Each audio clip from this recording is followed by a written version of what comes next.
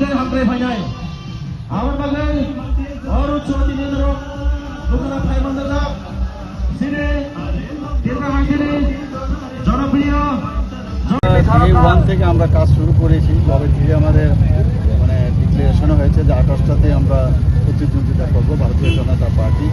এবং তাই নয়, আমরা এর প্রায় 3 মাস আগের থেকে, ডিক্লারেশনের 3 মাস আগে থেকে আমরা জনজাতি অধ্যুষিত এলাকায় কাজ করছি।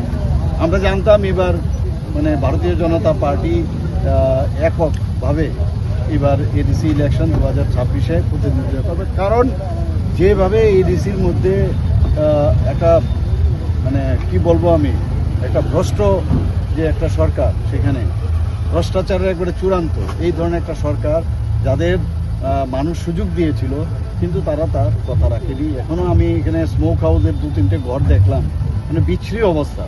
তো বিভিন্ন জায়গায় আমরা টাকা পয়সা দিয়েছি, প্রায় 30 কোটি টাকা হসপিটালের জন্য দিয়েছি, তারপরে আবার 10 কোটি টাকা দিয়েছি বাজেটের বাইরে, তারপর আবার আমি বিভিন্ন প্রকল্পের জন্য 30 কোটি টাকা দিয়েছি।